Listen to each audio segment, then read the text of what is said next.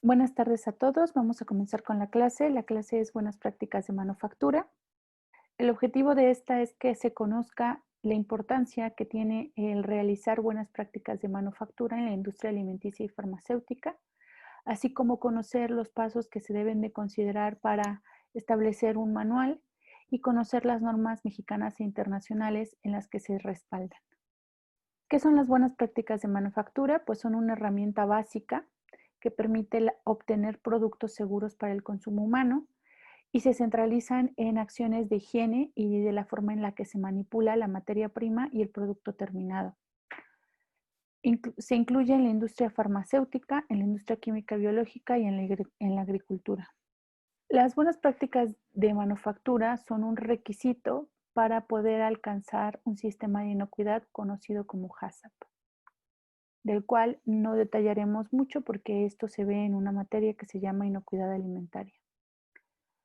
El objetivo de las buenas prácticas de manufactura es que se establezcan normas generales y específicas para cada actividad en la empresa y para el manejo de los productos, así como el personal que trabaja allí.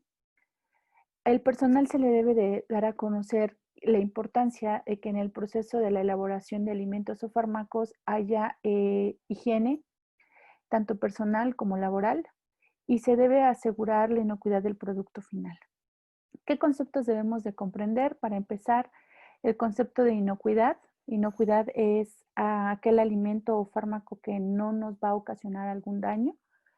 Si nos ocasiona algún daño, puede ser por algún tipo de microorganismo, que puede ser una bacteria, un virus, un parásito o algún agente químico que esté contaminando nuestro producto. Otro término que debemos conocer es el de contaminación cruzada. Como vemos en la figura, tenemos un producto vegetal con un producto animal crudo. Alguno de los dos puede tener una microbiota diferente al otro, una microbiota que puede estar contaminada y transferir la contaminación al otro alimento. Un ejemplo más práctico sería cuando utilizamos el mismo cuchillo en el mismo lapso de tiempo para cortar un vegetal, un pedazo de carne y un pedazo de pan. Si alguno de estos está contaminado, puedo hacer que los demás se contaminen.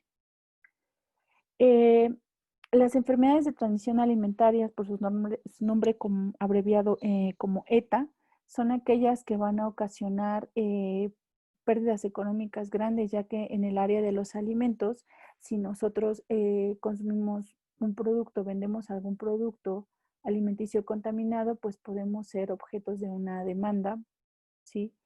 El producto no debe de ocasionar ni fiebre, ni dolor de cabeza, ni ninguna de estas sintomatologías. En el mundo las Z son muy comunes y de hecho se deben de hacer esfuerzos para poder eliminarlas. Estas pueden ser ocasionadas por microorganismos, como ya lo mencionamos hace un momento, virus, parásitos, bacterias, eh, o por agentes químicos. Por ejemplo, el agua que se utiliza en el proceso puede estar contaminada o puede tener algún metal pesado, etcétera. ¿Qué procedimientos deben considerarse para poder realizar un manual de buenas prácticas de manufactura? Pues el personal, las instalaciones, operaciones y controles sanitarios, equipos y utensilios y producción y proceso. Dentro del personal tenemos los siguientes apartados. Las personas deben de estar sanas, libres de enfermedades de transmisión a los alimentos, libres de tener salmonelosis, E. coli, etcétera, porque pueden infectar al alimento, pueden pasar esa enfermedad al alimento. Deben tener ropa limpia. De hecho, el personal que trabaja en las áreas de alimentos, en las áreas de producción, previamente debe de ducharse antes de entrar al área. La vestimenta no debe tener bolsillos. Se recomienda esto para que no se pueda almacenar cosas en la misma ropa que puedan generar contaminación. Zapatos adecuados. Normalmente se utilizan zapatos antiderrapantes, los cuales antes de entrar a la zona de producción deben de lavarse En caso de que estemos frente a un proceso de tipo húmedo, si estamos frente a un proceso seco, pues normalmente lo que se hace es limpiar los zapatos en- con un limpiasuelas. Algunos procesos requerirán el uso de guantes, se debe tener las manos limpias, secas y deben de tener, en el caso de las mujeres, libre, o también de los hombres, algunos se pintan las uñas, libre de esmalte y con uñas cortas. Em, no se debe llevar accesorios como lo son aretes, piercings, reloj, pulseras, anillos. En el caso del personal, se le tiene que capacitar continuamente y con este tipo de instrucciones de seguridad sanitaria, tanto laboral como personal. Una vez que las personas salen del proceso, la ropa que utilizaron dentro del proceso se retira, se tiene que pasar un proceso de lavado. Ellos salen de la zona de producción con su ropa duchados y con su ropa propia e inmediatamente cuando vuelven a entrar tienen que portar esta ropa de producción limpia. Eh, las personas que están en producción también se recomienda que no estén entrando y saliendo del área porque podemos volver al término de contaminación cruzada, pueden traer microorganismos en la ropa, en el pelo, en las manos al área de producción y si ellos no se lavan previamente, pues podemos tener problemas de contaminación cruzada. Eh, También es importante mencionar que periódicamente, normalmente se hace a los 6 meses, eso va a depender de la empresa, a los 6, al año, se debe de hacer una verificación de la salud de los empleados. Para eso, esto ya lo mencioné hace un momento, se hacen pruebas se tiene que verificar que se lleven los protocolos de higiene y esto normalmente se hace mediante pruebas microbiológicas en donde el área de control de calidad llega al área de producción y hace un toma muestras con un hisopo en las superficies o en las manos del personal para poder revisar que se esté cumpliendo con las normas de higiene. Lo que ya había mencionado hace rato, que antes de entrar al proceso, pues tenemos que hacer un lavado de manos. Normalmente la regla general y ahora con lo del coronavirus, pues normalmente es de más de 30 segundos, en donde hay hasta eh, un, un procedimiento para realizar esto. Eh, el lavado correcto de manos, el lavado correcto del calzado. Otros requisitos que se consideran en la planta es lo que dije, que podemos tener trabajadores que fumen, entonces los trabajadores que fuman pues tienen que abstenerse durante su turno o su proceso al evitar salir del área de producción para evitar la contaminación cruzada, no masticar chicle, no escupir en las zonas de la empresa, principalmente en las zonas aledañas a la producción, continuamente lavarse las manos si se sale y se recoge algún papel, documento, etcétera, utilizar correctamente cubrebocas, caretas o cubrepolvos o cubrepelo, ¿no? En el caso de las cofias. En las instalaciones, pues aquí se deben de considerar dos puntos importantes. La primera es en dónde se va a establecer la empresa o en dónde está establecida. Estas empresas de alimentos y de farmacéutica normalmente tienen que estar en una zona de producción específica en donde no esté cerca a un vertedero de basura, una planta tratadora de agua.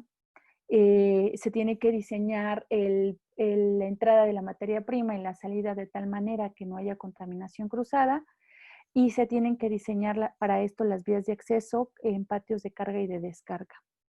Dentro de las instalaciones, pues tenemos que tener en el área de producción, principalmente se tiene que tener acabados sanitarios. Con esto me refiero a que las esquinas no deben de ser como las que tenemos en la construcción normalmente de las casas, no deben de ser esquinas, deben de ser cóncavas para poder permitir los acabados cóncavos, para poder permitir el lavado y la limpieza de estas áreas. Las ventanas deben de estar limpias, deben de evitarse que se formen polvo, que se deposite polvo. La luz debe de ser blanca en las áreas de producción y en las áreas de selección y recepción de materia prima, con la finalidad de que no se oculten ciertas características de la misma. La luz, hay un flujo de luz que se solicita en las áreas de producción. Normalmente oscila entre 540 y 110 como mínimo. La adecuada es 220 lux. Lux es una unidad de la intensidad luminosa. Si se cuenta con aire acondicionado o extractores, se debe de dar mantenimiento y se debe de dar protección para que por donde están estos extractores, pues no haya la entrada de este polvo, de líquidos, por ejemplo, la lluvia. En el caso de los aires acondicionados, se debe llevar un registro continuo en el cual se tenga que especificar el cambio de los filtros. La luz, ya dijimos, también no se debe de usar luces de colores. Y en el caso de los suelos, pues deben de ser de color claro, deben ser lavables, antideslizantes. Las paredes también deben ser de color claro. Los suelos pueden ser claros, pueden ser oscuros. De hecho, se preferencia los suelos oscuros con pintura epóxica. Em, las puertas deben de ser lisas, deben de ser lavables y deben de tener protecciones. Los botes de basura que llegan a estar o en donde se va a desechar algo no deben de ser abiertos, deben de tener bolsas, estar cerrados y lavarse diario. Todo aquel instrumento que esté en el área de producción debe tener una limpieza diaria. Esta limpieza se establece mediante un programa de, de limpieza por las prácticas operativas estandarizadas de saneamiento que establecen qué, cómo, cuándo, a qué hora, etcétera, se deben de realizar esta limpieza. La 3, estamos hablando de operaciones sanitarias e instalaciones sanitarias. Entre ellas están los servicios higiénicos, el servicio de agua, el servicio de drenaje.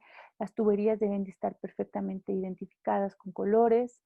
En el caso del agua, esta debe de ser potable y debe tener una cierta cantidad de cloro residual, que normalmente se expresa en partes por millón, y aquí dejo la norma para que la revisen. La norma que especifica qué tipo de agua se debe utilizar es la norma oficial mexicana 127. Los servicios higiénicos, los baños deben de estar separados del área de producción, separadas lo que se les llama áreas sucias y área limpia. Eh, Antes de entrar al proceso, a la zona de proceso, se debe de marcar, enfatizar en que el empleado debe de haberse lavado correctamente las manos. También debe de establecerse un lugar en donde se va a copiar residuos de tipo de vidrio, de tipo biológico, entre otros. Aquí voy a regresarme un poquito, tomando en cuenta lo del vidrio. En el caso de la luz, las lámparas deben de tener protección para evitar que si en algún momento se llegan a romper este vidrio pueda caer en los productos alimenticios o farmacéuticos. En cuanto al diseño de los equipos y los utensilios, aquí debemos de tener claro el diseño del equipo porque tenemos que saber cómo funciona, cómo se desarma para que podamos lavarlo, podamos evitar que tenemos que diseñar el equipo con base en el producto.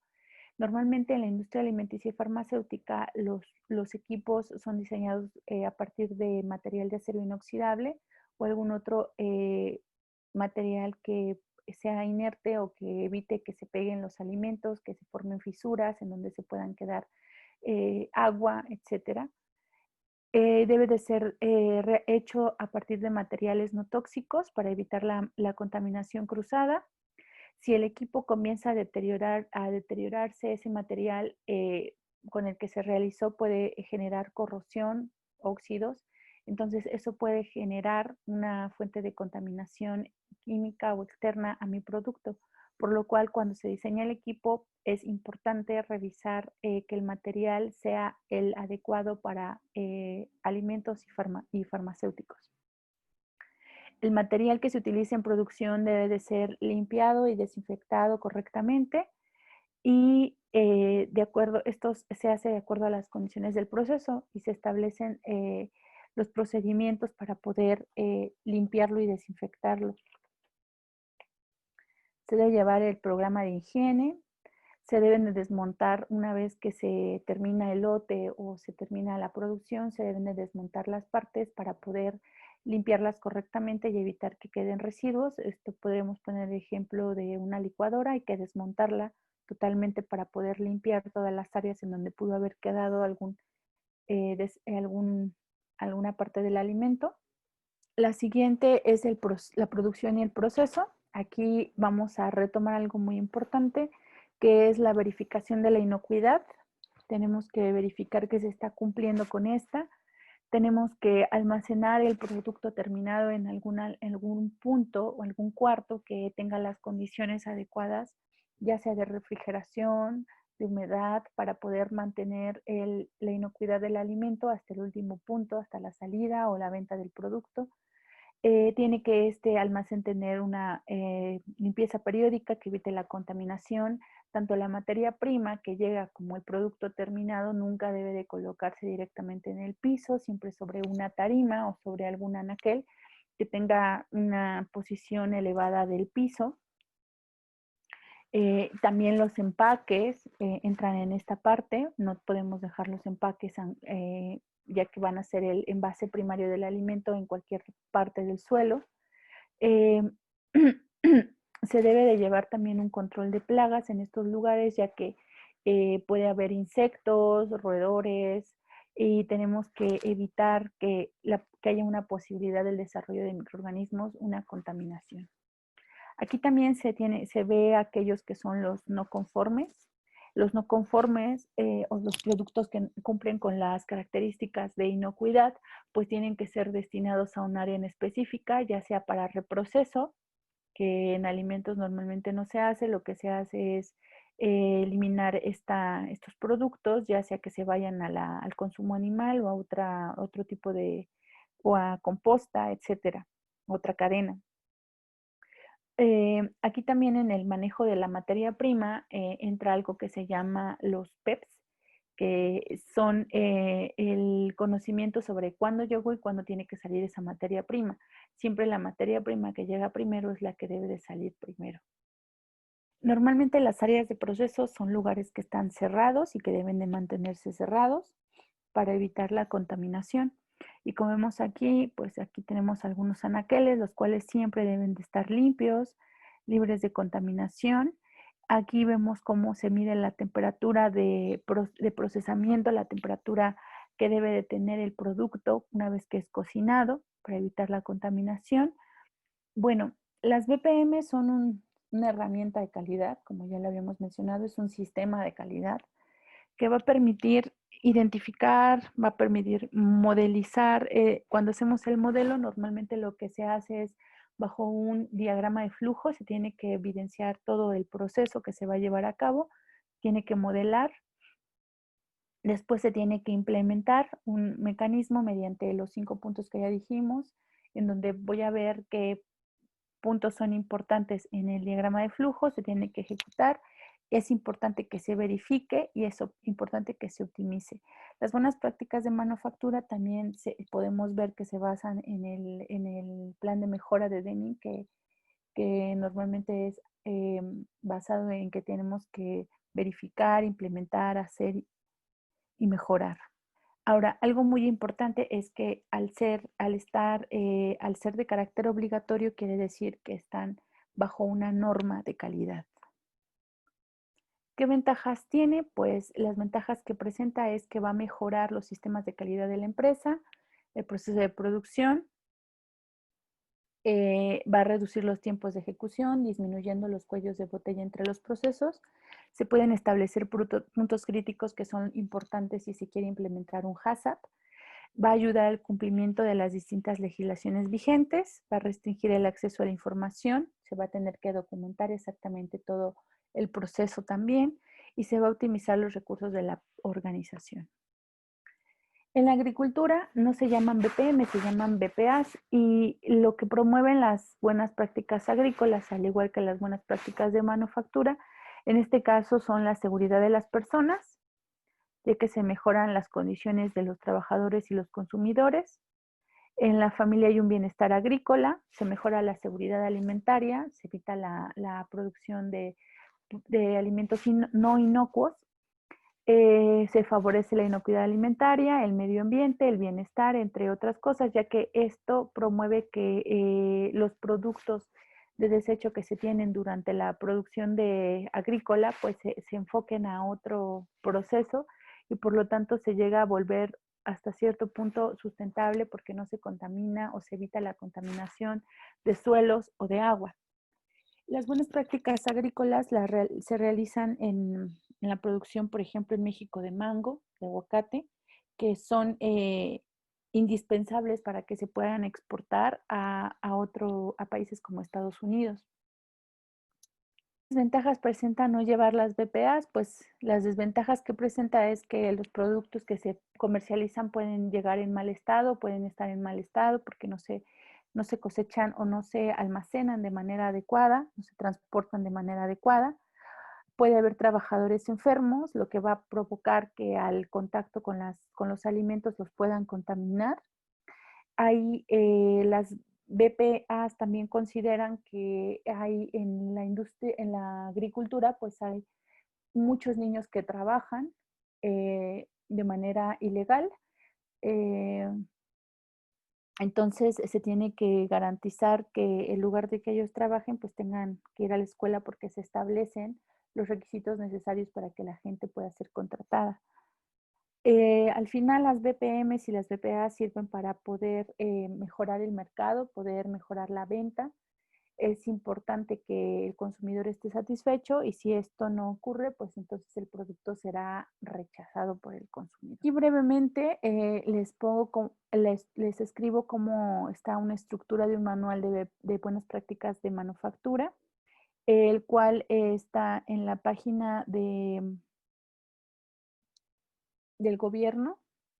De hecho, en esta página que vemos aquí de la Senacica, allí vienen algunos manuales que sería interesante que revisaran, en donde se pueden dar cuenta de todos los requisitos que se solicitan, ¿no? En el caso de la estructura del manual, pues viene un glosario de términos, que es la definición del sistema, del sistema de gestión de buenas prácticas de manufactura, quién es el responsable, cómo debe de estructurarse, cuánto tiempo debe de conservarse, hasta por 6 años, cuál es la documentación que soporta este documento, como el manual de gestión, los procedimientos de operación, instructivos, registros, expedientes de autorización de la Senacica. Recordemos que este tipo de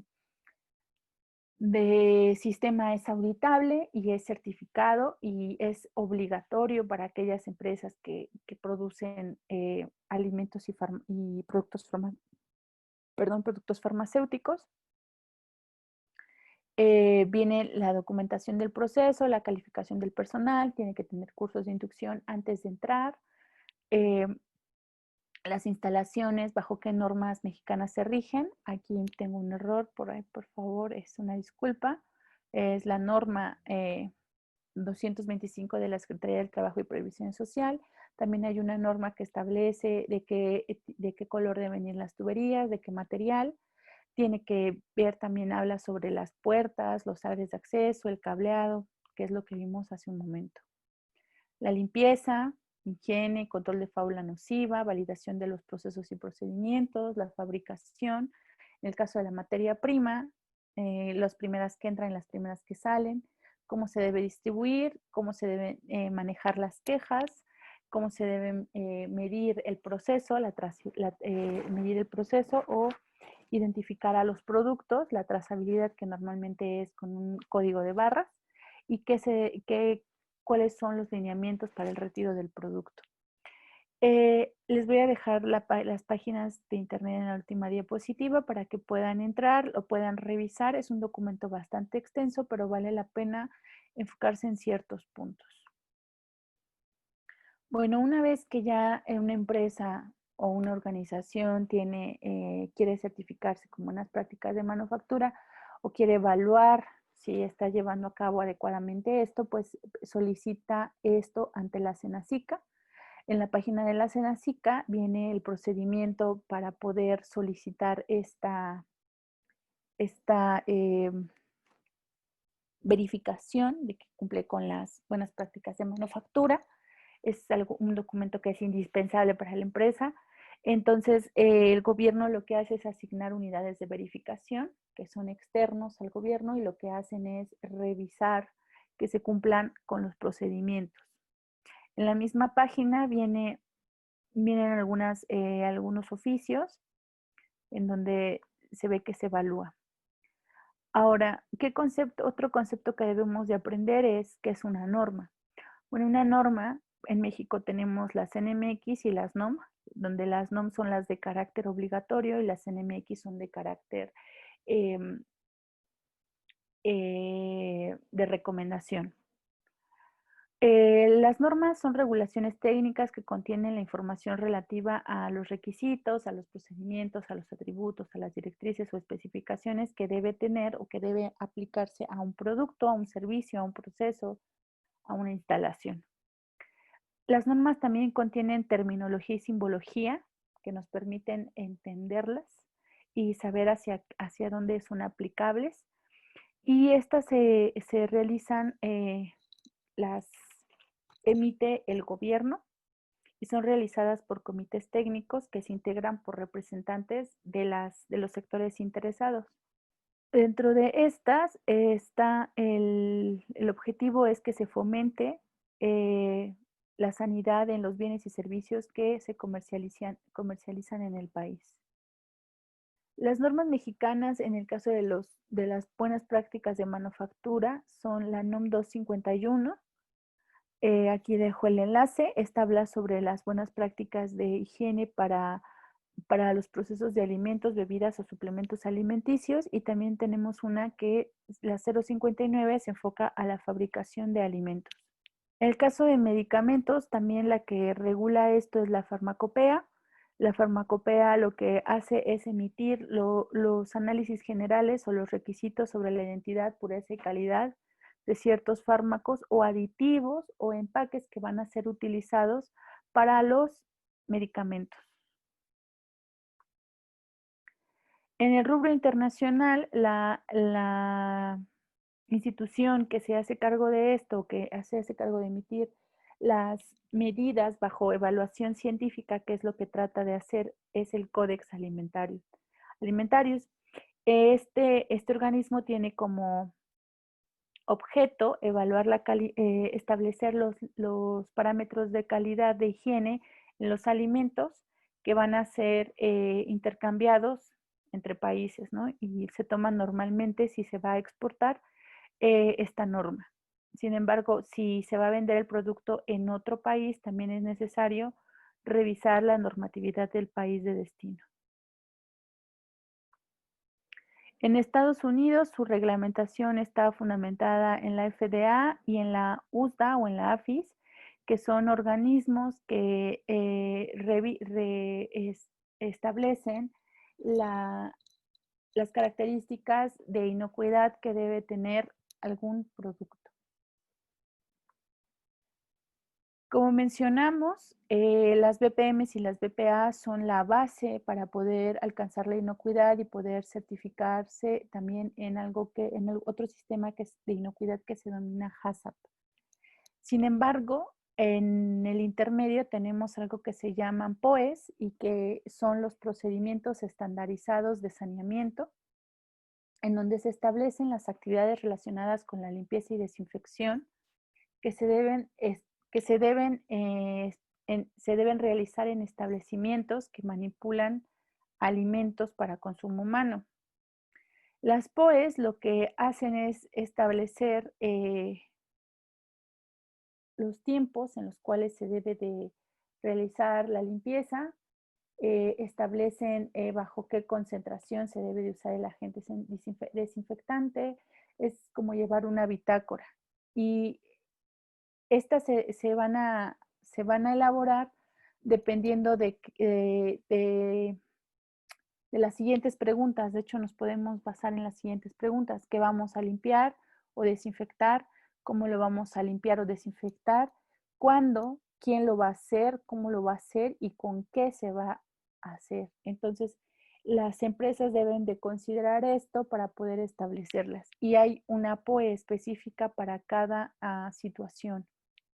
El sistema HACCP, por sus siglas en inglés, es el análisis de peligros y puntos críticos. En todo proceso se van a encontrar riesgos de tipo microbiológico, químico o físico que pueden alterar la inocuidad del producto. Normalmente es un sistema de gestión que se utiliza en la industria alimentaria. ¿Qué objetivos tiene? Pues ya lo mencionamos anteriormente: identificar los riesgos de contaminación y establecer medidas de tipo correctivas para asegurar la inocuidad. Se aplica en el área farmacéutica, cosmética, alimentaria y toda aquella que fabrique productos que van a estar en contacto con los alimentos, como los empaques. Se basa en 7 principios que, como les mencioné, no los vamos a ver porque esto se ve en una materia que se llama inocuidad alimentaria. Y bueno, aquí pongo las ligas para que puedan revisar las normas de calidad. En esta semana del módulo 5, no van a realizar alguna actividad sumativa, solo van a realizar actividades formativas. En esta semana no van a realizar actividades sumativas, solo se van a realizar actividades formativas. Aquí les coloco cuáles son las que deben de realizar. En la próxima semana tendrán actividad sumativa relacionada con este tema y con el de ISO. Esto sería todo, y cualquier duda pueden escribirme al foro o pueden escribirme al correo. Gracias.